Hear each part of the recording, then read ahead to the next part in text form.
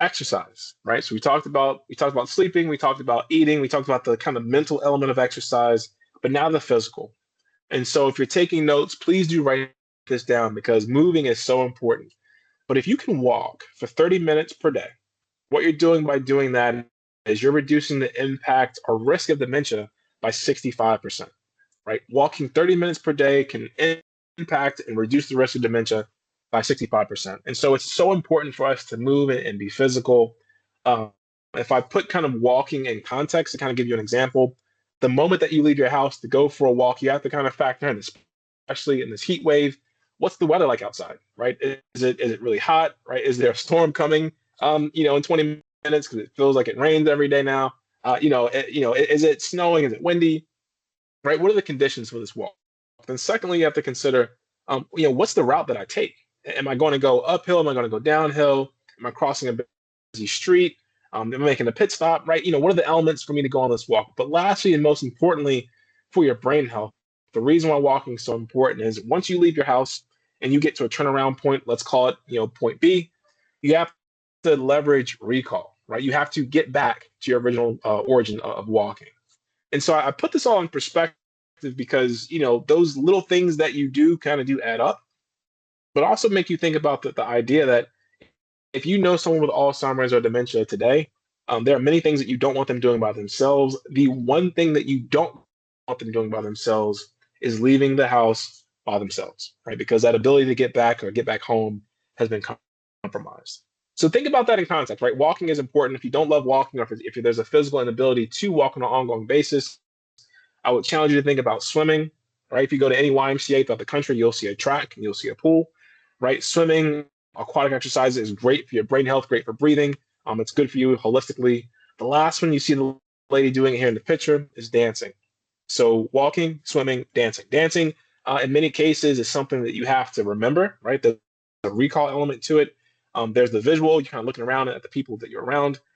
Even the physical, right? How I'm close to proximity, if I'm dancing with someone, kind of managing their body movement, right? There are so many elements that allow your brain to be engaged, right? So walking, swimming, dancing, all great exercises for your brain health. To put this in motion, though, people often will say, like, habits are hard, right? Good or bad habits. And it takes about 3 weeks to create a habit, good or bad.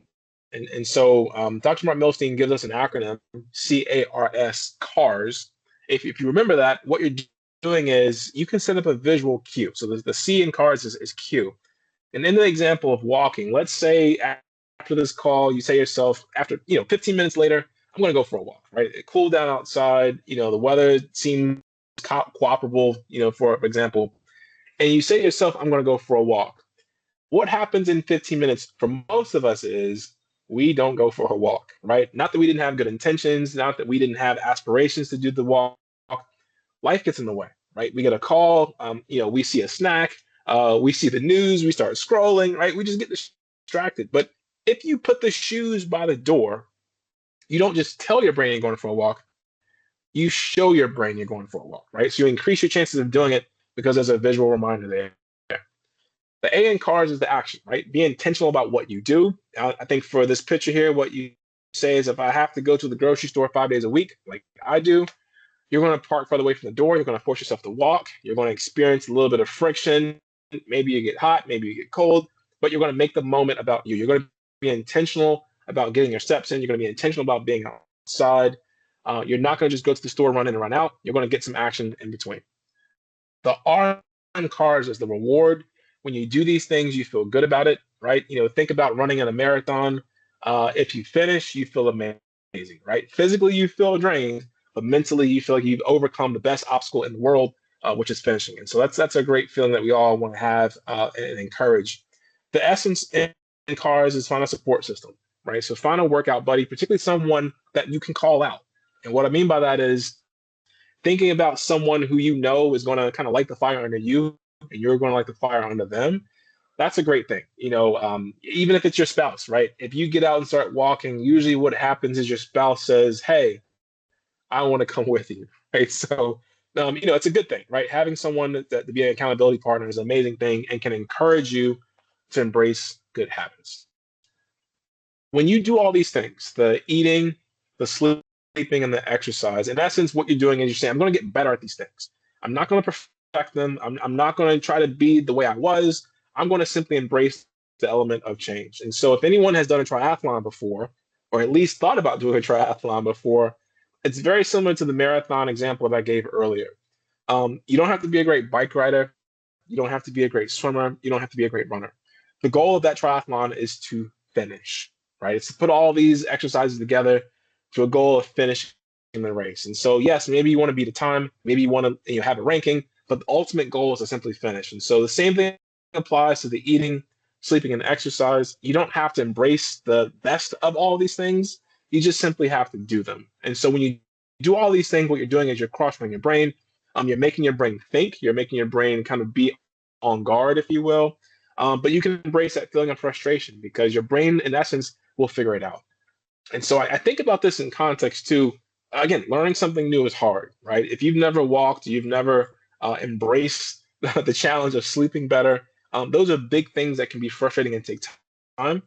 So when you break down the friction of change into different elements of your life, there are things that maybe you've done or things that you've thought to do that you can try to do. And so what I mean by that is, maybe walking is a big deal for you today, but here's a challenge that I would give you. If you are right-handed, like I am, try brushing your teeth tonight with your left hand.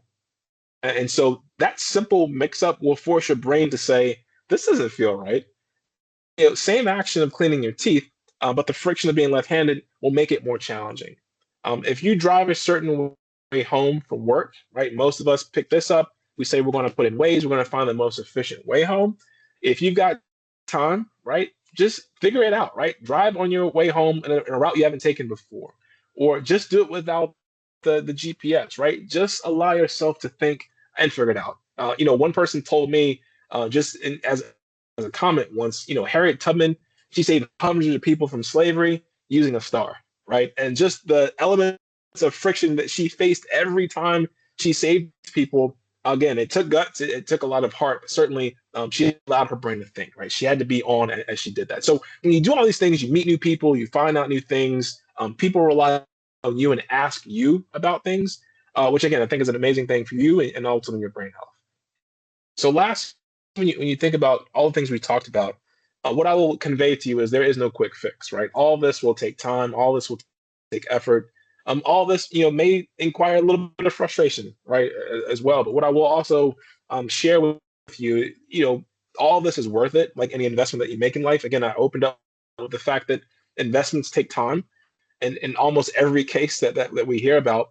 But in the example of, for example, melatonin, right? You can go to CVS, Walmart, Target, wherever you shop, and buy melatonin off the shelf, right? And that can help you sleep better. But what any doctor would tell you, and in fact, any sleep apnea doctor would say that if you take that melatonin proactively without talking to a doctor first, what you could be telling your body is you no longer need to produce this, right? So, in any case of what's out there, if you take a multivitamin for a deficiency, you might take zinc for deficiency, right? There are things that you can take certainly that can help your body, but it's due to a void in your diet. There is no quick fix to this. There's no magic pill that's going to make you think better, make you feel better, make you eat better, right? There are definitely medications that can, but it all takes work, right? So these are the things that ultimately, if you feel that what you're doing today does not give you success, talk to your doctor, talk to your practitioner, talk to someone who's a specialist in an area that can help you, again, maybe gain some equity in terms of getting better in that space. So I'll end with a summary, but I want to end more importantly with a quote.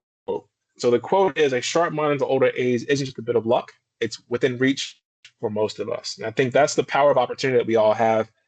I'll leave with this idea that you don't have to do it like you did 20 years ago. What you have to do is maximize your ability every single day. So all of us have a greatness budget. I believe that you can be great every single day. Whatever that budget is for you, no matter what your age, no matter what your condition is, strive to maximize that, right? Because every day it kind of loses itself, right? So every day you wake up with an opportunity to be amazing, to be the best version of yourself. None of us are perfect. To be human is to be imperfect, but all of us have an opportunity to pursue perfection. So I leave you with that in a sense of, number one, you can do this. You have control over what you do next. Then lastly, I'll end with, there is a workbook. And this workbook is around 4 pages. It condenses this conversation down to a pretty acute way. Go through the workbook, kind of refresh yourself on what we talked about today. But as you think about someone else who could benefit from this, it could be a neighbor, it could be your mom or dad, it could be a loved one.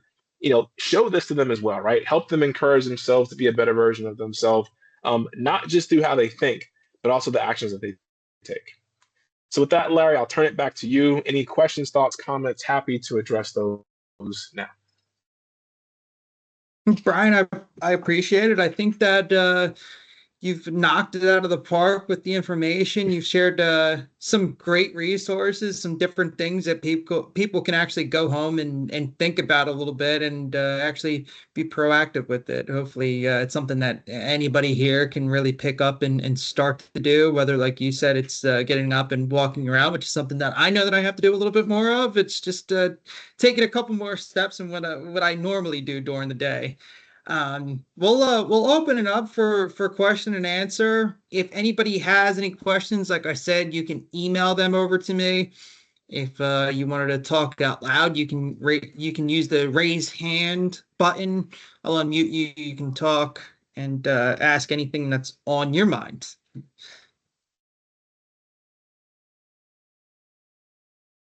I think before anything, Brian, I had a couple of questions myself, a couple of things that I took some notes about.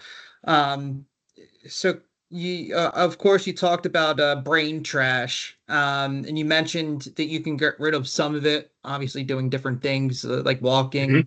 Um, you can do a good dance to burn off some of the brain trash too, and obviously some good sleep. But is there such thing as getting rid of all of brain trash if that's a good thing?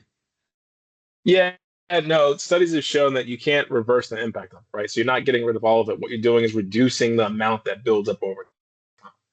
Okay. So, I think in many cases, when you think about medications, there are medications out there, for example, that can slow the process of Alzheimer's. There's nothing to date that's been proven to reduce it or eliminate it, right? So in many cases, what you're trying to do is to deaccumulate the things that maybe you've done in the past, right? Kind of slow down maybe what may have impacted you in the future, right? So it's about kind of owning tomorrow. I think that's the best way to say it. When you think about kind of the impact in the brain trash process, I'm going to take control of tomorrow. I can't necessarily change yesterday, but I'm going to own tomorrow. So long answer to your question, but yes, you can slow it down, but you can't eliminate it. I think that's good to know too, especially for some people trying to reverse it. I mean, I don't think that there's necessarily a bad time to start. I mean, if somebody is looking to actually make a change, can you share where a good place would actually be to start? Is it really starting to sleep a little bit more, getting good quality sleep? Is it a better diet, exercise, learning something new? Or does it really depend on that person? Yeah, it depends on that person's, right? So I would equate it to your business, Larry. Like, oftentimes someone might come in and say, "Hey, I'm looking to do X," right? They have a goal of X. And so there are things that you can do to help them get there. Same thing applies day to day to our lives. I might say to myself, like, you know what, I eat pretty good now. I work out pretty good, but I could definitely sleep better. And so as you segment these things, you say, where's the best area of opportunity for me? Like, what am I willing to best commit to? What you don't want, and again, I'll use kind of the sports analogy, is if you train for a marathon, you don't want to train, and then feel like on marathon day, I don't feel like doing it, right? You want to set yourself up for success, right? So I think in many cases, if everyone kind of takes a kind of repository of their own lives, like what's the goal that you feel like you can best achieve? Focus on that. You don't have to do everything at one time, but focus on that one thing and then say, I'll figure out how to do it. I'll figure out what's working for me, what's not working for me, and I'll ideate that. But picking one thing and focusing on that, I think that's the best thing. Mhm. I agree with that too. I think that it's better to focus on one thing at a time instead of trying to learn something new instead of trying doing a lot at one time too. I think that's Right. great. We had a question that came in too, asking about different almost things to work out your brain a little bit more. How are activities like puzzles or board games or hmm card games? How does that help with kind of getting rid of the brain trash and working out your brain? Yeah, and so what Dr. Mark Milstein would say directly, Sudoku, crossword puzzles, chess, all these things are very similar to like a well-balanced diet. Um, greens are good for you, but you can't survive on only greens. So Sudoku, crossword puzzles, these are all things that are good for you, but that is not the only thing that offsets the aging process, right? The key point is to do something new on an ongoing basis, right? So maybe you're really good at Sudoku. Maybe you feel like you perfected it. That doesn't mean stop doing Sudoku, but it also means pick up the guitar you haven't played in 6 months, right? Kind of, add some friction to your brain. That means when you love to go out to eat and you love the taste of wine, what that also means is when you go home, make your own meal, right? Try a white wine, despite the fact that you would never drink it. Right? You know, try something new, right? It doesn't have to be the frustrating things. It doesn't have to be the big things. It just means finding an opportunity to do something new all the time. Yeah, I think that's great. I think that same thing when you get a little comfortable with certain things that you do, it makes it almost easier and you're working out your brain to the fullest that it can be. You're not doing Right. something new all the time. So I think that's great advice. Well, we'll wait a couple more minutes, see if there is any other questions that came in. Again, you can send me an email. I'll read it off from the screen, use the raise hand button, and yeah. I mean, Brian, is there anything else that you would want to share? Anything else that people can go home and really really do before we get off the call or before there are any questions? Yeah, I would encourage everyone in the spirit of change, um, pick a day throughout the week, much like how we kind of segment our time in terms of we go to church on a certain day, right? We go to the club on a certain day. We play golf on a certain day. Like, pick a day of change. You've got 7 days, right? I think most of us can find a day that's a fairly dormant day, even a time of day that's relatively dormant. Make that be the time that, on Wednesdays, I'm going to call a friend. On Thursdays, I'm going to make dinner in house, right? Pick a day to do something new. And again, it doesn't have to be the big things, but when you think about this, you create something to where your mind says like, "Hey, you didn't do that last week, Larry," and you kind of feel the friction of doing it again. You feel the reward of when you join a cooking club or when you join a walking club of just meeting new people. It's refreshing. So I think the last thing I'll leave everyone just embrace the opportunity of change. Pick a day that allows you to do it. We're all creatures of habits, right? So pick a day that you say today is going to be the day that I do something new, and just build on that. I think that's a great way to embrace what we just talked about today. Mhm. I absolutely agree with that. And I mean, just to kind of close things out, I think that we all really found this session both informative and inspiring too. I mean, we can really do a lot of the different things that we've talked about today, whether it's a lifestyle choice, breaking up some habits, or really just bringing it into financial planning like we do here. I think that it's all pretty clear that taking care of your brain, it's obviously one of the best investments that you can make for yourself too. So if anybody would like to revisit anything from today, we'll be happy to send out some more information, answer any other questions. I'm sure that Brian and the team will be happy to help share some more. And again, we'll be sending out the recording over the next couple weeks, just so you can go back, review different things. And yeah, again, any questions about how this can tie into your personal financial strategy, again, feel free to reach out. Always here to help. Again, thank you everybody for being here, and hope we can talk to you soon. Have a great rest of your day and stay cool.